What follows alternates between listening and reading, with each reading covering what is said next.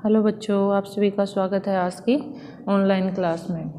तो जैसा कि बच्चों हम सर्जना का गद्य भाग का अध्ययन कर रहे हैं, तो गद्य भाग में आज हम अध्ययन करेंगे आपके अध्याय 14वां ठेले पर हिमालय धर्मवीर भारती के बारे में। तो धर्मवीर भारती का जो ये ठेले पर हिमालय ये क्या है, यात्रा वृत्तांत है, यानी इन्होंने यात्रा की थी और उस यात्रा को इन्होंने अपनी याददाश्त के अनुसार बाद में लिखा था। तो सबसे पहले हम, जैसा कि आपको पता है कि साहित्यिक परिचय करते हैं। क्योंकि साहित्यिक परिचय से क्या है, आपके पेपर में एक क्वेश्चन बनता है 4 नंबर का, इसलिए आपको कवि और लेखक के साहित्यिक परिचय जो है अच्छे से पता होना चाहिए। तो देखो बच्चों, धर्मवीर भारती का जो जन्म है वो है सन 1926 ईस्वी में और इनकी मृत्यु हुई थी सन 1997 ईस्वी में। धर्मवीर भारती का जन्म अतारसू या इलाहाबाद में हुआ था। वे बहुमुखी प्रतिभा के धनी थे, यानी उन्होंने साहित्यिक जीवन में काव्य, उपन्यास, नाटक, इन सब में क्या है अपना योगदान दिया है और इससे इनकी क्या है प्रतिभा झलकती है। उन्होंने काव्य, उपन्यास, नाटक, कहानी, निबंध तथा आलोचना सभी विधाओं में सृजन किया, यानी इन सभी विधा में इन्होंने कुछ न कुछ जरूर लिखा था।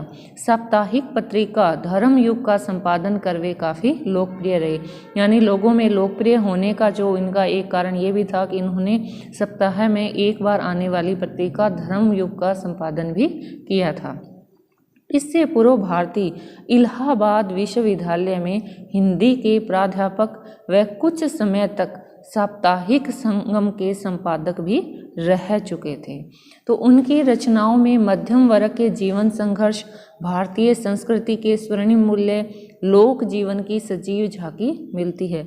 यानी इन्होंने किस विषय को लेकर रचना लिखी, तो जो मध्यम वर्ग है, यानी हमारे समाज का जो मिडिल क्लास या जो मध्यम वर्ग है, उनके जीवन में किस तरह का संघर्ष होता है, उन्हें अपने अस्तित्व को बनाए रखने के लिए किस तरह का संघर्ष करना पड़ता है, और जो भारतीय संस्कृति है उसके बारे में, और जो जैसा उन्होंने देखा उन सब चीज़ों के बारे में उन्होंने लिखा था। तो अब बात करते हैं उनकी रचनाओं की। तो उनकी रचनाओं में सबसे पहले देखते हैं उपन्यास। तो इन्होंने उपन्यास लिखे थे गुनाहों का देवता, सूरज का 7वां घोड़ा तथा 11 सपनों का देश। इसके बाद इन्होंने काव्य लिखा ठंडा लोहा, 7 गीत वर्ष, कन्नू प्रिया, सपना अभी भी व आथिंत। और इसके बाद में है इन्होंने लिखे हैं कहानी संग्रह, मुर्दों का गांव, स्वर्ग और पृथ्वी, चांद और टूटे हुए लोग तथा बंद गली का आखिरी मकान। ये सब क्या है, इनकी कहानी संग्रह है। और इनका पद्य नाटक है अंधा युग। और अब इनके हैं निबंध, ठेले पर हिमालय, कहनी, अनकहनी व पश्यंती। ये सब इनके क्या है, निबंध संग्रह है। इनके अतिरिक्त उन्होंने रेखा चित्र भी लिखे, आलोचना, एकांकी, नाटक, संस्मरण तथा यात्रा विवरण विधा में भी उल्लेखनीय सृजन कर पाठकों का दिल जीता है। यानी इन्होंने सब तरह की जो भी विधा है, साहित्य लिखने की जितनी विधा है, उन सब में इन्होंने कुछ न कुछ आवश्यक रूप से लिखा था। तो अब बात करते हैं आपके पाठ्यक्रम में जो निबंध लिया गया है या ठेले पर हिमालय। तो जो ये प्रस्तुत निबंध है ठेले पर हिमालय में, लेखक ने कौसानी क्या है, एक पर्वतीय जगह है, पर्वत जहाँ पर क्या है हिमालय के आसपास की जगह हैं। तो ये क्या, कौसानी के पर्वतीय क्षेत्र में हिमालय की प्राकृतिक छटा, शांति, स्तब्धता और बर्फीली चोटियों के नैसर्गिक सौंदर्य का मनोहारी वर्णन मिलता है।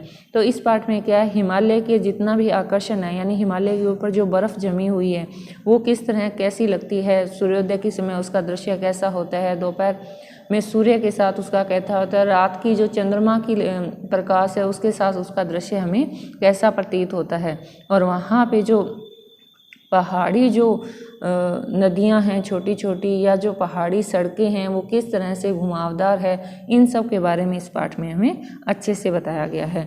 सोमेश्वर की घाटी में बसा कौसानी हमें स्विट्जरलैंड का आभास करवाता है। तो इसे उपाधि दी गई है स्विट्जरलैंड की। ठेले पर लदी बर्फ की सिलियां देखकर कवि के स्मृति पटल में कौसानी का वह स्वर्णिम सौंदर्य सजीव ही उठता है। यानी एक दिन किसी चाय की दुकान पर लेखक बैठा है, तो जैसे ही उसने देखा कि ठेले के ऊपर क्या है, बहुत सारी बर्फ़ की सिलियां रखी हुई है, तो उन बर्फ़ की सिलियों को देखकर उन्हें अचानक से किसकी याद आ गई, कौसानी की याद आ गई। और वहाँ जो बर्फ़ थी या जो वहाँ का मनोहरकारी दृश्य था उसके बारे में वो सोचने लगे। और वहीं से उन्हें क्या है अपना जो ये शीर्षक मिला क्या, थैले पर हिमालय, जिसमें बादलों के बीच नीले आकाश की चांदनी भरी रातें, केसर में होती घाटी की संध्या और बर्फानी दिवस समस्त शाप ताप संघर्ष और अंतर्द्वंद से मुक्त करने वाले होते हैं। निबंध को पढ़ते हुए पाठक के चित्त में यह सौंदर्य प्रत्यक्ष मूर्तिमान हो उठता है। यानी लेखक ने इतनी अच्छी तरह से इसे लिखा है कि जैसे जैसे आप पाठ को पढ़ते जाएंगे वैसे वैसे आपके मन के सामने आपके दिमाग में एक चित्र सा बनता जाएगा, जैसे कि आप अभी भी कोसानी में हो और ये सारा का सारा दृश्य आप देख रहे हो।